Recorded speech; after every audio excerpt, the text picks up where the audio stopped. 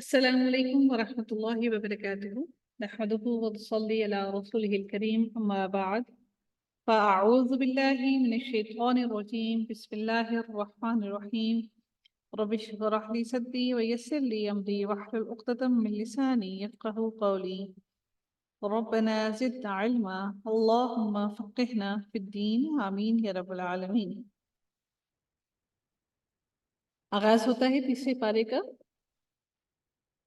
آغاز بھی اس تیسرے پارے کا سورہ بقرہ ہی چل رہی ہے، لیکن اب اس رقوع کے اندر اللہ تعالیٰ جو ارشاد فرما رہے ہیں اپنے رسولوں کے بارے میں، اب رسولوں کا انٹروڈکشن دیکھتے ہیں کہ وہ کیا آیا. اللہ تعالیٰ نے اتنے انبیاء رسول بھیجے. ہم بچپن سے سنتے آئے ہیں کہ 1,24,000 رسول اللہ تعالیٰ نے بھیجے ہیں. وہ سنتے آئے ہیں، لیکن احادیث میں یہ چیز ثابت نہیں ہے کہ رسولوں کی تعداد کتنی ہے. ممکن ہے کہ رسولوں کی تعداد اس سے بھی زیادہ ہو، یہ بھی ممکن ہے کہ رسولوں کی تعداد اس سے کم ہو. اللہ تعالیٰ نے جب چاہا اپنے انبیاء اپنے رسول بھیجے. وہ اللہ تعالیٰ نے اس وقت کی قوم کی ہدایت کے لیے بھیجے. جو قوم تھی اللہ تعالیٰ نے اس وقت کی قوم کے لیے ہدایت کے لیے اللہ رب العزت نے انبیاء بھیجے. یہاں پر ہم دیکھتے ہیں کہ اللہ تعالیٰ نے اتنے رسول بھیجے، لیکن ان رسولوں میں سے کچھ رسولوں کو اللہ تعالیٰ نے دوسرے رسولوں پر سبقت دی. اس معاملے میں سبقت دی کیونکہ کچھ رسول اللہ تعالیٰ سے کلام کرتے تھے، اور اللہ تعالیٰ نے کچھ رسولوں کی درجات کو بلند کیا. ان کی صبر کی بدولت اور ان کی برداشت کی بدولت اور اللہ تعالیٰ سے محبت کی بدولت. محبت تو سارے ہی کرتے تھے، لیکن کچھ رسولوں نے اپنی دنیا کی ہر چیز کو اللہ رب العزت کی رضا کے لیے سب کچھ چھوڑ دیا. اللہ تعالیٰ اور ان رسولوں کو اولو العزم کہا جاتا ہے جن کو اللہ تعالیٰ نے سبقت دی، فضیلت دی دوسرے رسولوں پر. اللہ تعالیٰ ارشاد فرماتے ہیں تلک الرسل فضلنا بعضهم على بعض. یہ رسول ہیں جن سے ہم نے بعض کو بعض پر فضیلت دی ہے. ان میں سے بعض وہ ہیں جن سے اللہ تعالیٰ نے بات چیت کی اور بعض کے درجے بلند کیے ہیں. اور ہم نے عیسیٰ ابن مریم کو معجزات عطا فرمائے اور روح القدس سے ان کی تائید کی. روح القدس یعنی کہ حضرت جبرائیل علیہ السلام سے اللہ تعالیٰ نے ان کی تائید کی. وَلَوْ شَاءَ اللَّهُ مَا اقْتَتَلَ الَّذِينَ مِن بَعْدِهِم مِن بَعْدِ مَا جَاءَتْهُمُ الْبَيِّنَاتُ. اللہ رب العزت ارشاد فرماتے ہیں کہ اگر اللہ تعالیٰ چاہتا تو ان کے بعد والے اپنے پاس دلیلیں آ جانے کے بعد ہرگز آپس میں لڑائی جھگڑا نہ کرتے. یعنی کہ وہ اللہ تعالیٰ کی بھیجی ہوئی چیز پر ایمان لے آتے اور کسی بھی چیز کے بارے میں اختلاف نہ کرتے. لیکن ان لوگوں نے اختلاف کیا، ان میں سے بعض تو مومن ہوئے اور بعض کافر. اور اگر اللہ تعالیٰ چاہتا تو یہ آپس میں نہ لڑتے، لیکن اللہ تعالیٰ جو چاہتا ہے وہ کرتا ہے. وَلَكِنَّ اللَّهَ يَفْعَلُ مَا يُرِيدُ. اللہ تعالیٰ جو چاہتا ہے وہ کرتا ہے. اگر اللہ تعالیٰ سارے کے سارے لوگوں کو مسلمان کر دیتا، سب کے درمیان سے اختلاف کو ختم کر دیتا، تو پھر ہماری آزمائش ہونی ہی نہ تھی. ہم پھر صرف روزی روٹی کے پیچھے ہی لگے رہتے. آج اگر ہم لوگ مسلمان ہونے کے باوجود بھی کسی آزمائش میں مبتلا ہیں کہ آج بھی ہمارے درمیان میں اختلافات موجود ہیں اور ہم نہیں جانتے، ہمیں ایسا لگتا ہے کہ شاید ہم صحیح رستے پر ہیں یا نہیں ہیں. بہت سے لوگ غلط رستے پر چل رہے ہوتے ہیں، اور ہمیں اللہ تعالیٰ سے جب بھی کوئی علم حاصل کرنے لگیں تو اللہ رب العزت سے ضرور یہ دعا کیا کیجئے، یا رب العزت اس علم کو ہمارے لیے نفع بخش بنا دے، اور اگر یہ نفع بخش ہمارے لیے نہیں ہے تو ہمارے لیے کوئی اور دروازے کھول دے جہاں سے ہم نفع بخش علم حاصل کر سکیں. تو یہ ایک بہت اہم دعا ہے. جب بھی کبھی آپ کوئی علم حاصل کریں تو اللہ تعالیٰ سے یہ دعا لازمی کیا کیجئے، اور اس کے ساتھ ساتھ اپنے لیے ثابت قدمی کی بھی دعا لازمی کیا کیجئے. اللہ تعالیٰ ارشاد فرماتے ہیں یا ایھا الذین آمنوا انفقوا مما رزقناکم من قبل. اللہ تعالیٰ ارشاد فرماتے ہیں اے ایمان والو، جو ہم نے تمہیں دے رکھا ہے اس میں سے خرچ کرتے رہو. یہ رزق اللہ تعالیٰ کا دیا ہوا ہے، نہ آپ کا نہ میرا. یہ سارا کا سارا مال اللہ رب العزت کا ہے، اور اللہ تعالیٰ ارشاد فرماتے ہیں کہ اسی میں سے خرچ کرتے رہو اس سے پہلے کہ وہ دن آ جائے جس میں نہ تجارت ہے نہ دوستی اور شفاعت، اور کافر ہی ظالم ہیں. ایک بات یاد رکھیے گا کہ آپ اور میں جو کچھ بھی مال اپنا خرچ کرتے ہیں اللہ تعالیٰ کی راہ میں، جو صدقہ کرتے ہیں، وہ صدقہ ہم نے کیا، وہ اپنے ہاتھ سے کیا، وہ صدقہ کر کے وہ ختم ہو گیا، یعنی کہ اس کا اجر و ثواب آپ کو مل گیا، لکھ دیا گیا. لیکن ایک وہ صدقہ ہے جو آپ ہمیشہ کے لیے اپنے لیے لکھوا لیتے ہیں، اور وہ جاریہ صدقہ جاریہ ملتا ہی رہتا ہے اور وہ مسلسل چلتا ہی رہتا ہے. کوشش کیجئے کہ اپنے لیے وہ صدقات، وہ صدقہ جاریہ کے ایسے اسباب بنا دیجئے جو آپ کے لیے آپ کے مرنے کے بعد، ہم سب کے مرنے کے بعد ہمارے لیے نفع بخش ہوں، اور وہ تجارت ہمیں ہمیشہ کے لیے فائدہ ہو۔ اللہ تعالیٰ سے دعا کیجیے کہ اللہ تعالیٰ ہمارے لیے وہ راستے کھولے کہ جس میں ہم وہ تجارت کر سکیں جو ہمارے لیے نفع بخش ہو۔ آگے بہت امپورٹنٹ بات جو شروع ہونے لگی ہے، وہ اب آگے جو آیات شروع ہونے والی ہیں وہ آیات ہیں آیت الکرسی کی، جو کہ بڑی اہم آیات ہیں، جن کو پڑھنے کے بعد ہم اللہ تعالیٰ کی حفاظت میں بھی آ جاتے ہیں اور شیاطین سے بھی محفوظ ہو جاتے ہیں، اور اللہ تعالیٰ ہمیں اپنی حفاظت میں لے لیتا ہے۔ اس آیت کے اندر اللہ تعالیٰ کی کبریائی، اللہ تعالیٰ کی وحدانیت، اللہ تعالیٰ کی جاہ و جلال، اللہ تعالیٰ کی طاقت اور اللہ تعالیٰ کی وسعت کے بارے میں بیان کیا گیا ہے۔ یہ مکمل کامل آیت ہے جس کے اندر اللہ تعالیٰ نے اپنی تمام کی تمام خصوصیات بیان کر دی ہیں، جو ہمیں ہر ایک انسان کو کسی شخصیت کو سمجھنے کے لیے ضرورت ہوتی ہیں، کہ اس کا اٹھنا بیٹھنا، کھانا پینا، چلنا پھرنا، طاقت، اس کا گھر، سب کچھ اللہ تعالیٰ نے مکمل طور پر اس آیت الکرسی میں بیان کر دیا ہے۔ اللہ تعالیٰ ارشاد فرماتے ہیں اللہ لا الہ الا ہو، اللہ تعالیٰ ارشاد فرماتے ہیں کہ اللہ ہی معبود برحق ہے، جس کے سوا کوئی معبود نہیں ہے، الحی القیوم، جو زندہ ہے اور وہ سب کو تھامنے والا ہے، لا تأخذہ سنۃ ولا نوم، جسے نہ اونگ آتی ہے اور نہ نیند آتی ہے۔ یعنی کہ اونگ آتی ہے نا پہلے نیند آنے سے پہلے، تو نہ تو اللہ تعالیٰ کو اونگ آتی ہے، یعنی کہ تھکاوٹ سے انسان کو اونگ آتی ہے، اور اللہ تعالیٰ کو نہ تو تھکتا ہے وہ، اس لیے اس کو اونگ بھی نہیں آتی اور نہ ہی اس کو نیند آتی ہے۔ اور فرشتے جو ہیں ان کی بھی ایک خاصیت ہے کہ اللہ تعالیٰ نے فرشتوں کو بھی، اللہ تعالیٰ نے اپنی اس خاصیت پر بنایا ہے کہ فرشتوں کو بھی اونگ نہیں آتی اور ان کو بھی نیند نہیں آتی، وہ بھی کھاتے پیتے نہیں ہیں۔ لَهُ مَا فِي السَّمَاوَاتِ وَمَا فِي الْأَرْضِ، اللہ تعالیٰ ارشاد فرماتے ہیں کہ اس کی ملکیت میں زمین اور آسمانوں کی تمام چیزیں ہیں۔ کون ہے مَنْ ذَا الَّذِي يَشْفَعُ عِنْدَهُ إِلَّا بِإِذْنِهِ، کون ہے جو اس کی اجازت کے بغیر اس کے سامنے شفاعت کرے۔ یہ اسپیشل، یہ حصہ ان لوگوں کے لیے ہے جو کہتے ہیں کہ ہمارا فلاں ہماری شفاعت کرے گا، فلاں ہماری شفاعت کرے گا۔ سارا قرآن تو چھوڑ دیجئے، صرف آیت الکرسی کا ترجمہ سمجھ لیں تو ہمیں یہ بات معلوم ہو جاتی ہے کہ اللہ تعالیٰ ارشاد فرماتے ہیں کہ کون ہے کہ جو اللہ تعالیٰ کے اذن کے بغیر کسی کی شفاعت کر سکے۔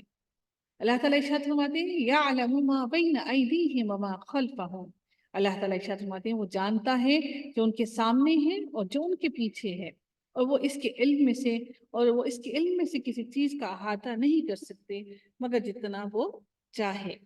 ولا یحیطون بشیء من علمہ الا بما شاء وسع کرسیہ السماوات والارض، اللہ تعالیٰ کے علم نے، اللہ تعالیٰ کی کرسی کی وسعت نے تمام کے تمام زمین و آسمان کو گھیر رکھا ہے۔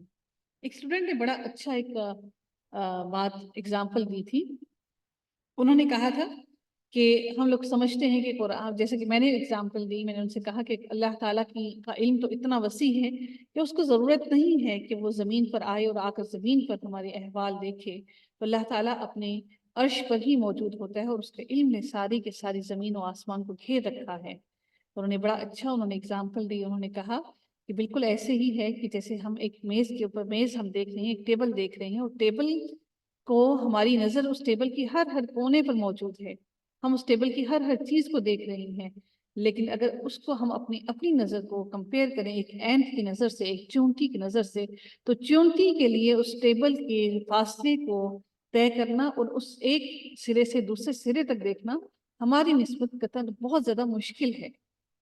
اسی طرح اللہ تعالیٰ کی وسعتوں کو، طاقت کو اگر دیکھا جائے تو اللہ رب العزت کی وسعت اور طاقت ہماری وسعت سے کئی گنا بہت زیادہ ہے۔ ہم لوگ ایک کمرے سے دوسرے کمرے میں اس وجہ سے نہیں دیکھ پاتے کیونکہ ہماری طاقت وہاں تک نہیں جاتی ہے، اور اللہ رب العزت کی طاقت اور اس کی اللہ تعالیٰ کا علم اس قدر وسیع ہے کہ اللہ تعالیٰ کو ان ساری کے ساری پردوں کی ضرورت نہیں ہے کہ وہ ان پردوں کے اندر سے نہ دیکھ سکتا ہو، بلکہ وہ اس کی طاقت تو ایسی ہے کہ وہ ہمارے دلوں کے بھید سے بھی واقف ہے۔ جو طاقت دلوں کے بھید سے واقف ہو اور جو رگوں میں بہتے ہوئے خون سے بھی واقف ہو کہ اس کا اتار چڑھاؤ کیوں ہو رہا ہے، تو اس کو پھر ان چھوٹی چھوٹی چیزوں کے ساتھ کمپیئر کرنا ہمارے ایمان اور ہمارے دین کے بہت خلاف ہے۔ اللہ تعالیٰ کی وحدانیت کو مکمل طور پر دل سے ایکسیپٹ کیجیے، اور اللہ تعالیٰ کے معاملات کو اپنے دل سے جان لیجیے کہ یہ سارے کا سارا اللہ تعالیٰ کے حکم سے ہی چل رہا ہے۔ اللہ تعالیٰ ارشاد فرماتے ہیں وَلَا يَؤُدُّهُ حِفْظُهُمَا وَهُوَ الْعَلِيُّ الْعَظِيمُ۔ اللہ تعالیٰ ارشاد فرماتے ہیں کہ اور اللہ تعالیٰ کو ان دونوں کی حفظہما، یعنی کہ یہاں پر دیکھیے ہما کا لفظ استعمال ہوا، گرامرٹیکلی وہی بات ہم نے کہی تھی کہ السماواتی جمع ہے اور والارض جو ہے وہ ایک ہے، سنگولر ہے، لیکن ان دونوں کے لیے چونکہ یہ چیزیں ہیں اس لیے یہاں پر ہما کا لفظ استعمال کیا گیا، یعنی کہ اللہ تعالیٰ کو ان دونوں کی حفاظت نہیں تھکاتی ہے، زمین کی اور آسمانوں کی۔ چیزوں کے لیے جب جمع کیا جاتا ہے، اشیاء کے لیے، تھنگس کے لیے، تو پھر ہم اس کا اگر ایک پلورل ہے اور دوسرا سنگولر ہے پھر تسنیہ کا صیغہ ہی استعمال کیا جاتا ہے، لیکن جب ہم جنس یعنی جینڈرز کے لیے استعمال کرتے ہیں تو اس کا رول مختلف ہے۔ ٹھیک ہے، آگے چلتے ہیں جی۔ اللہ تعالیٰ ارشاد فرماتے ہیں لا اکراہ فی الدین، دین کے بارے میں کوئی زبردستی نہیں ہے۔ اس کے بارے میں لوگ گمان کرتے ہیں کہ شاید ہم نماز کے بارے میں کسی کو کہیں تو اس میں بھی زبردستی نہیں کر سکتے۔ عمل کرنا یعنی کہ آپ ایک مسلمان ہو گیا تو اس مسلمان کو مسلمان کو تابعدار کروانا ہمیں کرنا پڑتا ہے، تابعداری کروانی پڑتی ہے، لیکن اس سے مراد یہ ہے کہ دین کے بارے میں کوئی زبردستی نہیں، سے مراد یہ ہے کہ آپ کسی کو زبردستی دین پر نہیں لا سکتے، کسی کو مسلمان نہیں کر سکتے ہیں۔ تو اس بارے میں لوگ کہتے ہیں کہ جی آپ ہمیں زبردستی کیوں نماز پڑھا رہے ہیں، دین کے معاملے میں کیا سختی ہے؟ دین کے معاملے میں تو کوئی سختی ہے ہی نہیں۔ اگر دین کے معاملے میں سختی نہ ہوتی تو پھر سارے کے سارے لوگ شیطان کے رستوں پر نہ چل پڑتے۔ اتنا آسان تھوڑی ہے دین کے رستے پر چلنا، اتنا آسان تھوڑی ہے شیطان کے آگے ہتھیار اٹھا کر بیٹھے رہنا۔ تو شیطان تو ہم سے زیادہ طاقتور ہے، ہمیں اللہ تعالیٰ سے مدد مانگنی پڑتی ہے بار بار شیطان کی چالوں سے بچنے کے لیے۔ تو اللہ تعالیٰ نے تو اس کو طاقت دے رکھی ہے، اور ہم کمزور ہیں، بے بس ہیں۔ ہم اپنی بے بسی کیسے اپنی بے بسی دور کر سکتے ہیں؟ اللہ تعالیٰ سے مدد مانگ کر۔ تو یہاں پر یہ مت گمان کیجیے کہ دین کے معاملے میں زبردستی نہیں، یعنی کہ نماز کے معاملے میں زبردستی نہیں، قرآن سکھانے کے معاملے میں زبردستی نہیں، آپ سکھا سکتے ہیں۔ بلکہ اگر یہ ایسا ہوتا تو یہ تو اس حدیث کے منافی ہے کہ جس میں نبی اکرم صلی اللہ علیہ وآلہ وسلم نے فرمایا کہ اپنے آپ کے بچے اگر 10 سال کی عمر کے ہو جائیں اور وہ نماز نہ پڑھیں تو ان کو سزا دیجیے۔ تو دین کسی کو زبردستی، کیونکہ دین عقیدہ جو ہے وہ دل سے مانا جاتا ہے، آپ زبردستی کسی کو مسلمان نہیں بنا سکتے، لیکن اگر وہ مسلمان بن گیا تو اس کو دین پر عمل کروانا ہم پر لازم ہے، ہمیں بے حیائی سے روکنا ہم پر لازم ہے۔ ہم سمجھتے ہیں یہ ہمارا فریڈم ہے، no this is not freedom, we are the Muslims. ہم اللہ تعالیٰ کے تابعدار ہیں، ہم غلام ہیں اللہ تعالیٰ کے۔ اللہ تعالیٰ ارشاد فرماتے ہیں ہدایت ضلالت سے، یعنی کہ ہدایت گمراہی سے روشن ہو چکی ہے، اس لیے یعنی کہ گمراہی سے ہدایت جو ہے وہ گمراہی سے روشن ہے، اس لیے جو شخص اللہ تعالیٰ کے سوا دوسرے معبودوں کا انکار کر کے اللہ تعالیٰ پر ایمان لائے، اس نے مضبوط کڑے کو تھام لیا، اس نے ایک مضبوط کڑے کو تھام لیا ہے، اس کڑے کے اندر آ گیا، اس حصار کے اندر آ گیا ہے جو کبھی نہ ٹوٹے گا، اور اللہ تعالیٰ سننے والا اور جاننے والا ہے۔ اللہ ولی الذین آمنوا، اللہ تعالیٰ ارشاد فرماتے ہیں ایمان لانے والوں کا کارساز ولی اللہ تعالیٰ خود ہے، وہ انہیں اندھیروں سے روشنی کی طرف نکال کر لے جاتا ہے، اور کافروں کے اولیاء شیاطین ہیں، ولی شیطان ہیں ان کافروں کے، اور انہیں روشنی سے نکال کر اندھیروں کی طرف لے جاتے ہیں، یعنی کہ ہدایت سے لے جا کر ان کو گمراہی میں ڈال دیتے ہیں۔ یہ لوگ جہنمی ہیں جو ہمیشہ ہمیشہ اسی میں ہی پڑے رہیں گے۔ اولئک اصحاب النار هم فیها خالدون الم تر الی الذی حاج، کیا تم نے انہیں نہیں دیکھا جو سلطنت پا کر ابراہیم علیہ السلام سے اس کے رب کے بارے میں جھگڑ رہا تھا؟ کون؟ جو کہ اس وقت کا نمرود جو بادشاہ تھا، وہ کیا جھگڑ رہا تھا؟ نے کہا جب ابراہیم علیہ السلام نے کہا کہ میرا رب تو وہ ہے جو جلاتا ہے اور مارتا ہے، یعنی کہ زندگی بھی دیتا ہے اور مارتا بھی ہے، کھلا اٹھتا ہے، ان کو زندگی بھی دیتا ہے اور مارتا بھی ہے، وہ کہنے لگا کہ میں بھی زندگی دیتا ہوں اور میں بھی مارتا ہوں۔ ابراہیم علیہ السلام نے کہا اللہ تعالیٰ سورج کو مشرق کی طرف سے لے آتا ہے تو اسے مغرب کی جانب سے لے آ۔ اس بادشاہ نے کیا کیا کہ ایک جس کو سزائے موت کا حکم دیا تھا اس کو اس نے چھوڑ دیا آزاد کر دیا، اور جس کو آزادی کا حکم دیا تھا کہ اس کو آزاد کر دو اس کو مار دیا، سزائے موت دے دی۔ اس نے کہا بھئی میں بھی تو زندگی دیتا ہوں، میں بھی تو مارتا ہوں۔ قال انا احیی و امیت، میں بھی زندگی دیتا ہوں اور میں بھی مارتا ہوں۔ دیکھیے تاکہ جو پیش ہے میں کا ترجمہ آ رہا ہے، ٹھیک ہے، احیی و امیت۔ قال ابراہیم فإن اللہ یأتی بالشمس من المشرق، کہ میرا اللہ تو مشرق سے سورج کو لے کے آتا ہے، تم اس کو مغرب سے لے آؤ۔ اب تو وہ کافر بلبلاؤ پریشان ہو گئے، یہ کیا کہہ رہے ہیں، اور اللہ تعالیٰ ظالموں کو ہدایت نہیں دیتا۔ حالانکہ بے بس ہو گیا، اس کے باوجود وہ نہیں مانا کہ نہیں میں تو اپنی ہٹ دھرمی پر ہٹ دھرمی پر بیٹھا ہوا نہیں، میں ہوں، میں تو رب ہوں۔ نعوذ باللہ۔ اب اگلی آیت میں اللہ تعالیٰ ارشاد فرماتے ہیں یا اس شخص کی مانند کہ جس کا گزر اس بستی پر ہوا جو چھت کے بل اوندھی پڑی ہوئی تھی۔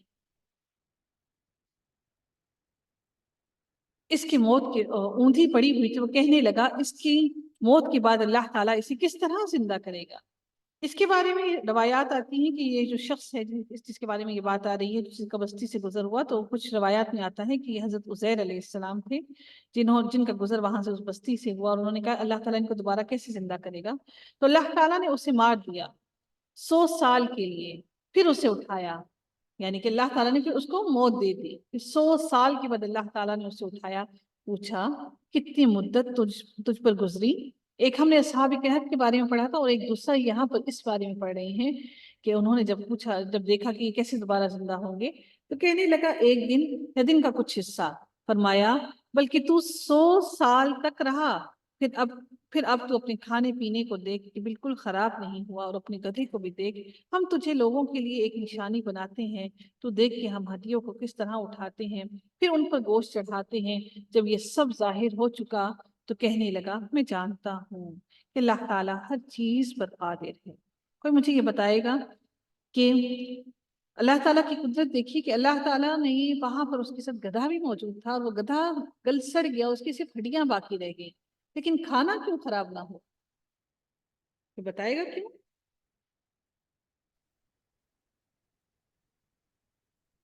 دس is something related to time travel. اللہ نے ایک کو کروایا ایک کو نہ کروایا۔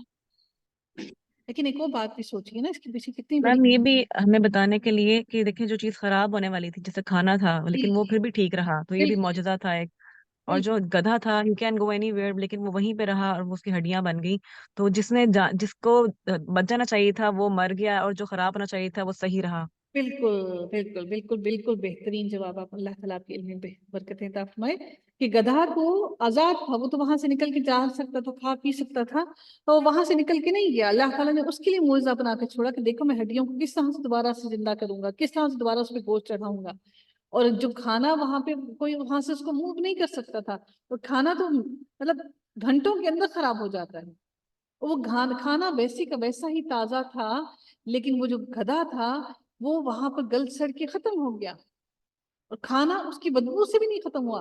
اب ایک اور یہ بھی بات سوچئے کہ ظاہری بات ہے اگر وہ گدھا وہاں پہ ختم ہوا تو ڈیکمپوزیشن ہونے کے لیے ڈیفینیٹلی وہاں پر کیڑے مکوڑے آئے ہوں گے نا، ایسے تو نہیں ڈیکمپوز ہوا ہوگا نا۔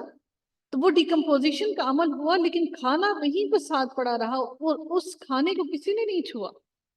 سبحان اللہ، میرے رب کائنات کی کیا قدرتیں ہیں، میرے رب کائنات نے کیسی کیسی نشانیاں دکھائیں۔ اگر آپ اور میں اس قرآن کو ایسے نہ پڑھتے ہوتے تو کیا ہم ان نشانیوں سے فیضیاب ہو پاتے؟ ہم تو سمجھ ہی نہ پاتے کہ کتنی کتنی گہرائیاں ہیں اللہ تعالیٰ کی حکمتوں کے پیچھے۔ اللہ تعالیٰ کی آیت میں ارشاد فرماتے ہیں، اب یہ ساری کی ساری باتیں اللہ تعالیٰ ہمیں نشانیوں سے بتائے جا رہے ہیں کہ دیکھو پہلے اللہ تعالیٰ نے اپنی وحدانیت کا سارا بتایا، اس کے بعد اگلی آیتوں میں اللہ تعالیٰ بتا رہے ہیں کہ کس کس طرح سے میں نے لوگوں کو اپنی نشانیاں بتائیں تاکہ تم اللہ تعالیٰ کی شکر گزار بن جاؤ۔ اب اگلی آیتوں میں ارشاد ہوتا ہے اور وَإِذْ قَالَ إِبْرَاهِيمُ، اور جب ابراہیم علیہ السلام نے کہا اے میرے پروردگار مجھے دکھا تو مردوں کو کس طرح زندہ کرے گا۔ اب یہ ان آیات میں ہم بار بار دیکھ رہے ہیں کہ وہی بات پہلے بھی مردوں کو زندہ کرنے کی بات ہوئی، پھر سے وہی بات آئی دیکھیے ہر آیت دوسری کے ساتھ انٹر لنک ہے، ایسا نہیں ہے کہ ایک ابھی اس کا ابھی ٹاپک ختم ہی نہیں ہوا تو آگے کوئی اور بات شروع ہوگی، سمجھ ہی نہیں آ رہی ہے کیا ہوا ہے، نہیں، اللہ تعالیٰ نے مختلف قصے مختلف باتیں بیان کر کر کے ان کو انٹر لنک کیا ایک دوسرے کو آپس میں۔ اب اللہ تعالیٰ حضرت ابراہیم علیہ السلام کی بھی وہی بات بتا رہی ہیں کہ انہوں نے بھی کیا کہا کہ مجھے دکھا تو مردوں کو کس طرح زندہ کرے گا۔ اللہ تعالیٰ نے فرمایا کیا تمہیں ایمان نہیں، کیا تمہیں ایمان نہیں؟ انہوں نے کیا جواب دیا؟ قال بلا ولکن لیطمئن قلبی، ان یہ جنون ہے یہ کس کے لیے ہے؟ زور دینے کے لیے، ٹھیک ہے؟ تو انہوں نے کیا کہا؟ مجھے ایمان تو ہے لیکن میرے دل کی تسکین ہو جائے۔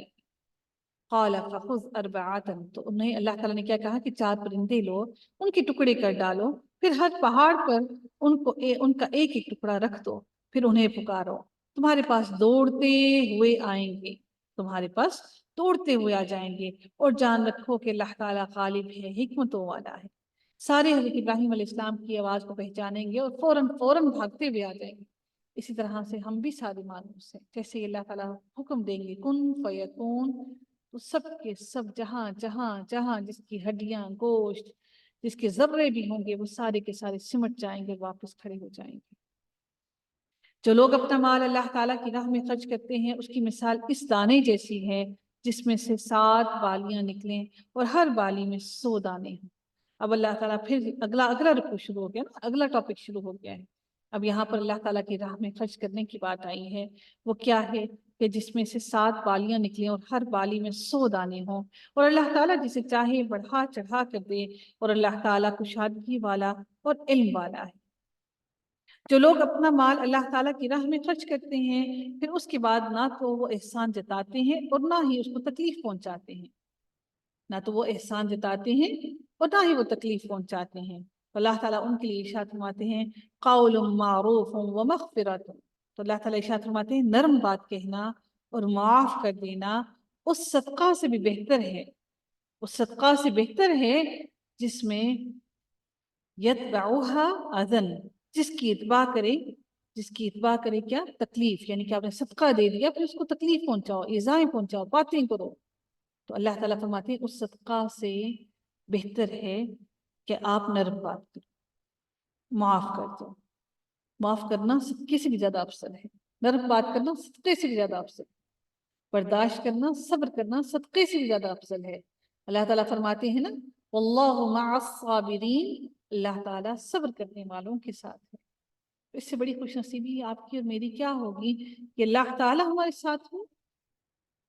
واللہ غنی حلیم، اور اللہ تعالیٰ بے نیاز اور بردبار ہے۔ اے ایمان والو اپنی خیرات کو احسان جتا کر اور ایذا پہنچا کر برباد نہ کرو، لا تبطلو، نہ باطل کرو اپنے صدقات کو۔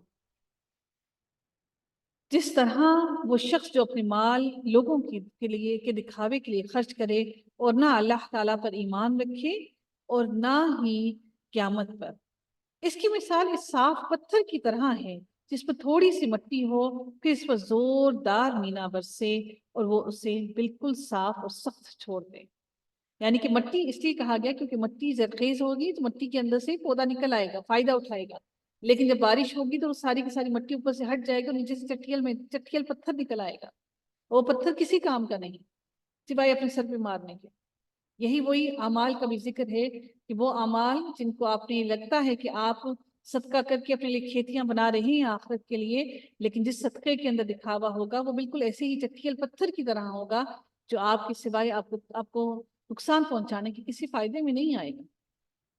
تو اللہ تعالیٰ ارشاد فرماتے ہیں کہ ان ریاکاروں کو اپنی کمائی میں سے کوئی چیز ہاتھ نہیں لگتی، اور اللہ تعالیٰ کافروں کی قوم کو سیدھی راہ نہیں دکھاتا۔ لا یہدی القوم الکافرین، ان لوگوں کی مثال جو اپنا مال اللہ تعالیٰ کی رضامندی کی طلب میں دل کی خوشی اور یقین کے ساتھ خرچ کرتے ہیں اس باغ جیسی ہے۔ پہلے آیا جنہوں نے دکھاوے کے لیے خرچ کیا، اب یہ آئے وہ جو اللہ تعالیٰ کی رضا حاصل کرنے کے لیے خرچ کرتے ہیں۔ اللہ تعالیٰ ارشاد فرماتے ہیں ان کی مثال اس باغ جیسی ہے جو اونچی زمین پر ہو، جو اونچا ہو اور زوردار بارش اس پر برسے اور وہ اپنا پھل دگنا لائے۔ اونچا ہوگا تو اس کا فائدہ کیا ہوگا؟ پانی ٹھہرے گا نہیں، پانی نکل جائے گا. سبحان اللہ، کیا خوبصورت مثال اللہ تعالیٰ نے بیان کی کہ وہ نیچے میدان نہیں ہے بلکہ اونچائی پر باغ ہے اس کا. بارش ہو بھی جائے تو سارا کا سارا پانی نکل جائے گا، فائدے والا پانی ایبزارب ہو جائے گا اور جو ایکسٹرا پانی ہوگا وہ نکل جائے گا، اور پھر اس سے پھل نکلیں گے، دگنے پھل آئیں گے. اور اگر اس بار بارش نہ بھی برسے تو فوار ہی کافی ہے، کیونکہ وہاں پر معتدل موسم ہوگا، موسم سخت گرم نہیں ہوگا، ہلکی سی فوار بھی بہت ہے. تو اللہ تعالیٰ تمہارے کام دیکھ رہا ہے. سبحان اللہ. اللہ تعالیٰ ارشاد فرماتے ہیں یود احدکم ان تکون له جنۃ من نخیل واعناب تجری من تحتها الانہار. کیا تم میں سے کوئی بھی یہ چاہتا ہے کہ اس کا کھجوروں اور انگوروں کا باغ ہو جس میں نہریں بہ رہی ہوں اور ہر قسم کے پھل موجود ہوں، اس شخص کا بڑھاپا آ گیا ہو. دیکھیے صدقات کی بات ہو رہی ہے اور ساری زندگی کی محنت کی بھی بات ہو رہی ہے. اس پورے رکوع کے اندر ہم نے صدقے کے بارے میں پڑھا کہ صدقہ کس کس طرح سے کرنا ہے، اس میں دکھاوا نہ ہو اور ہم اس کو دیں، جس کو دے رہے ہیں اس کو تکلیف نہ پہنچائیں. تو یہ ساری باتیں ہم نے اس کو دیکھی. تو اب اللہ تعالیٰ اس شخص کی مثال بیان کر رہے ہیں کہ ساری زندگی محنت کی، اس نے نہروں سے پانی لا کر پھل بھی آ گیا اس کے باغوں میں. تو اللہ تعالیٰ پھر ارشاد فرماتے ہیں کہ اس شخص کو بڑھاپا آ گیا ہو، اس کے ننھے سے بچے بھی ہوں اور اچانک باغ کو بگولا لگ گیا، یعنی کہ آگ آ گئی. اعصار فیہ نار، اس کے اندر آگ آ گئی. فاحترقت، تو پھر کیا ہوا؟ بس وہ سارا کا سارا باغ جل کر راکھ ہو گیا، اس کے ہاتھ میں کچھ نہ بچا، یعنی کہ ساری کی ساری کمائی ختم ہو گئی. اس لیے کہ وہ دنیا کی زندگی میں ہی پڑا رہا، اللہ تعالیٰ کی مدد نہ مانگی. اور اللہ تعالیٰ یہ ساری مثالیں اس لیے بیان کرتا ہے تاکہ ہم غور و فکر کریں، تاکہ ہم نصیحت پکڑ جائیں. اللہ تعالیٰ کی مدد مانگے بغیر ہم کچھ نہیں حاصل کر سکتے. اے ایمان والو، اپنی پاکیزہ کمائی میں سے اور زمین میں سے تمہارے لیے ہماری نکالی ہوئی چیزوں میں سے خرچ کرو. اب پھر وہی بات آ رہی ہے، اگلا رکوع بھی شروع ہو گیا لیکن بات وہی انفاق فی سبیل اللہ ہے. اللہ تعالیٰ ارشاد فرماتے ہیں کہ اور زمین میں سے تمہارے لیے ہماری نکالی ہوئی چیزوں میں سے خرچ کرو، ان میں سے بری چیزوں کے خرچ کرنے کا قصد ارادہ نہ کرو. یعنی کہ گندی چیزیں ہیں، چلو ہم نہیں کھاتے تو غریبوں کو دے دو، کوئی بات، جسے تم خود لینے والے نہیں ہو، یعنی کہ تم خود نہیں اس کو لینا چاہتے. وَلَا تَيَمَّمُوا الْخَبِيثَ مِنْهُ تُنْفِقُونَ وَلَسْتُمْ، اور تم نہیں چاہتے بِآخِذِيهِ کہ تم اس کو لے لو، اس چیز کو نہیں لینا چاہتے. ہاں اگر آنکھیں بند کر لو تو، اور جان لو کہ اللہ تعالیٰ بے پرواہ اور خوبیوں والا ہے. کہ تم آنکھیں بند کر کے اگر تمہیں مل جائے تو مل جائے، ادروائز تم آنکھیں کھلی آنکھوں سے وہ گندی چیز نہیں لو گے. جان رکھو کہ اللہ تعالیٰ بے نیاز ہے، وہ جانتا ہے تمہارے ہر عمل سے واقف ہے اور تمہاری نیتوں سے بھی واقف ہے. اللہ تعالیٰ ارشاد فرماتے ہیں شیطان تمہیں فقیری سے دھمکاتا ہے، ڈراتا ہے کہ تم نے اللہ کی راہ میں خرچ کیا تم غریب ہو جاؤ گے، فقیر ہو جاؤ گے، اور بے حیائی کا حکم دیتا ہے. اور اللہ تعالیٰ تم سے اپنی بخشش اور فضل کا وعدہ کرتا ہے. اللہ تعالیٰ وسعت والا اور علم والا ہے. وہ کہتا ہے کہ میرے راہ میں خرچ کرو، میں تمہیں بے تحاشا دوں گا، کئی گنا، 7 گنا، 700 گنا، 7000 گنا. اور پھر کہتا ہے کہ میں اپنی وسعتوں کے مطابق تمہیں عطا کروں گا، بس اپنی نیت کو خالص کر لو. وہ جسے چاہے حکمت اور دانائی دیتا ہے، اور جو شخص حکمت اور سمجھ دیا جائے وہ بہت ساری بھلائی دیا گیا. یہ حکمت اور دانائی بھی اللہ تعالیٰ کی طرف سے دیا ہوا رزق ہے. اور جس کو اللہ تعالیٰ حکمت اور دانائی کا رزق دے دے، اس سے بڑا رزق کیا چاہیے آپ؟ ہم سمجھتے ہیں صرف پیسہ ہی رزق ہے، اچھی اولاد بھی رزق ہے، گھر کا سکون بھی رزق ہے، سکون کی نیند بھی رزق ہے. رزق وہ ہے جو آپ کو اللہ تعالیٰ عطا کرے، دے آپ کو. اچھا کھانا پینا بھی رزق ہے، اچھا شوہر بھی آپ کے لیے ایک رزق ہی ہے نا. تو یہ سارے رزق ہیں. ہمیں رزق سے وہ لگتا ہے جو ہماری جیب میں پیسہ ہو، بس. یہ سارے رزق کے طریقے ہیں. اور نصیحت صرف عقل مند ہی حاصل کرتے. وَمَا يَذَّكَّرُ إِلَّا أُولُو الْأَلْبَابِ. صرف عقل والے لوگ ہی نصیحت حاصل کرتے ہیں۔ اللہ تعالیٰ ارشاد فرماتے ہیں تم جتنا کچھ بھی خرچ کرو، یعنی خیرات اور جو کچھ نظر مانو، اسے اللہ تعالیٰ بخوبی جانتا ہے اور ظالموں کا کوئی مددگار نہیں۔ اگر تم صدقے خیرات کو ظاہر کرو تو وہ بھی اچھا ہے، یعنی کہ صدقے خیرات میں ظاہر کرنے والی بات ہے زکوٰۃ کی، ٹھیک ہے؟ اس سے وہ تازہ نہیں جی یہاں پہ جو نظر ماننے کی بات ہے، تو لوگ اس بات کو ڈیفینڈ کرتے ہیں کہ جو پہلے ہی نظر مان لیتے ہیں کہ اگر میرا یہ کام ہو گیا تو میں اتنے روزے رکھوں گی یا میں یہ قربانی دوں گی، لیکن علماء کرام اس چیز کو الاؤ نہیں کرتے کہ جو کام کرنا ہے وہ پہلے کریں۔ اللہ سبحانہ تعالیٰ سے شرط بازی نہیں لگانی چاہیے۔ تو یہاں پہ پھر کس نظر کی بات ہو رہی ہے؟ دیکھیے، بات یہ ہوتی ہے کہ نظر جو مانی جاتی ہے نا، وہ ہم اپنے اوپر فرض کر لیتے ہیں۔ نبی کریم صلی اللہ علیہ وآلہ وسلم نے اس چیز کو اپنے اوپر فرض کرنا سے منع کیا ہے، کیونکہ موسٹ آف دا ٹائم ایسا ہوتا ہے، کہ جب ہم جس چیز کی نظر مان لیتے ہیں نا، وہ چیز ہم کر نہیں پاتے اور پھر اس چیز کا ہمیں جواب دینا پڑے گا۔ ظاہر ہے وہ ہم نے جب نظر مان لی ہے وہ حرام نہیں ہے، ٹھیک ہے، مان سکتے ہیں، لیکن منع کیا ہے، پسندیدہ نہیں ہے۔ نبی کریم صلی اللہ علیہ وسلم نے سختی سے منع کیا کہ نظر مت مانو۔ پھر جب ہم نظر مان لیتے ہیں نا کہ اگر یہ ہمارا کام ہو گیا تو ہم ایسا کر دیں گے، ویسا کر دیں گے، تو پھر ہم وہ پورا نہیں کر پاتے اور پھر اس کے لیے ہم گناہگار ہوتے ہیں، ٹھیک ہے۔ کوشش کیجئے کہ آپ وہ صدقہ خیرات کر کے اللہ تعالیٰ کو راضی کیجئے کہ اللہ تو ہمیں ہماری یہ مشکل آسان کر دے۔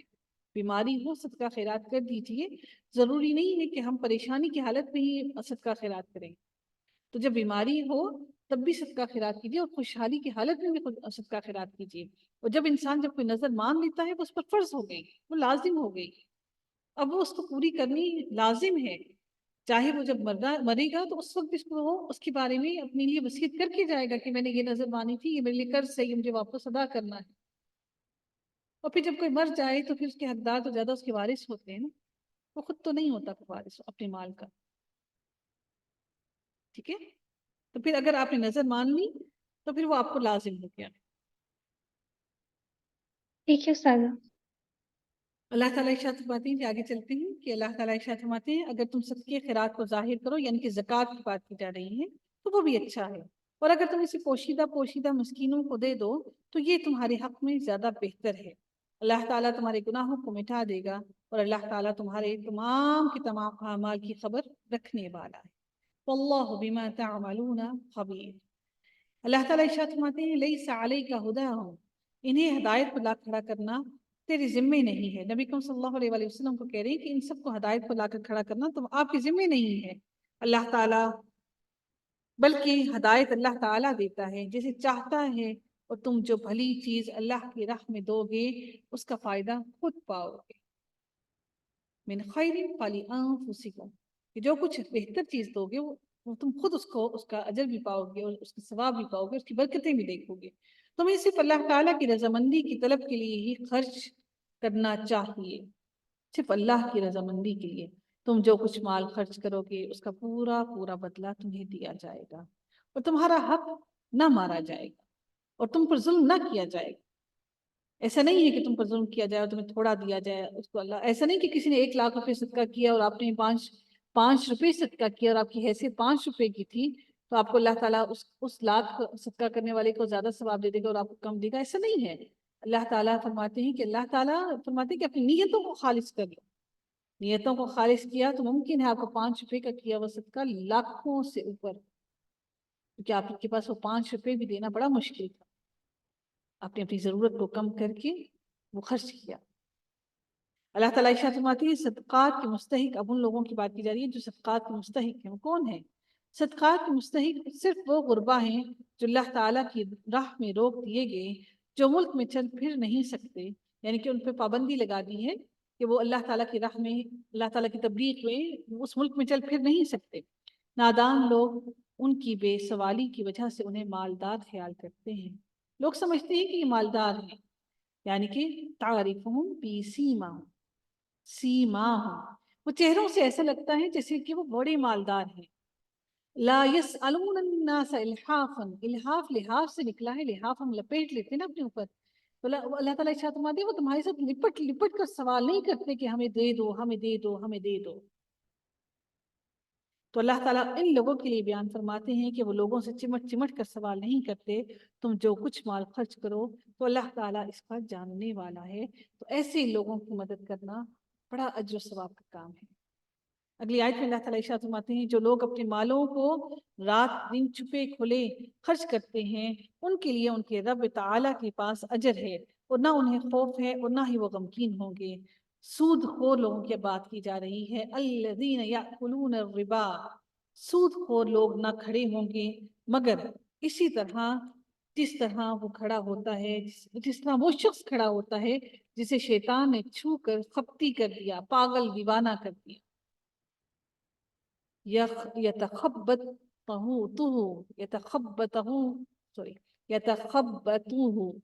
یعنی کہ اس کو خپتی کر دیا شیطان نے، من المس سے چھو کر، دیوانہ کر دیا، جیسے باولا ہو کر پھر رہا ہے پاگلوں کی طرح، بال اٹے ہوئے، گندے گندا لباس۔ یہ اس لیے کہ یہ کہا کرتے تھے کہ تجارت بھی تو سود ہی طرح ہے، کہتے تجارت میں بھی تو بڑھا چڑھا کے پیسے لیتے ہیں، حالانکہ اللہ تعالیٰ نے تجارت کو حلال کیا اور سود کو حرام۔ جو شخص اپنے پاس آئی ہوئی اللہ تعالیٰ کی نصیحت سن کر رک گیا، اس کے لیے وہ ہے جو گزرا اور اس کا معاملہ اللہ تعالیٰ کی طرف ہے، اور جو پھر دوبارہ حرام کی طرف لوٹا وہ جہنمی ہے۔ ایسے لوگ ہمیشہ ہی اس میں رہیں گے۔ اصحاب النار ہم فیہا خالدون۔ اللہ تعالیٰ آگے ارشاد فرماتے ہیں اللہ تعالیٰ سود کو مٹاتا ہے، یمحق اللہ الربا، سود کو مٹاتا ہے، ویربی الصدقات، اور وہ کہتا ہے کیا کہ صدقہ دو، صدقے کو بڑھاتا ہے، اور اللہ تعالیٰ کسی ناشکرے اور گناہگار سے محبت نہیں کرتا۔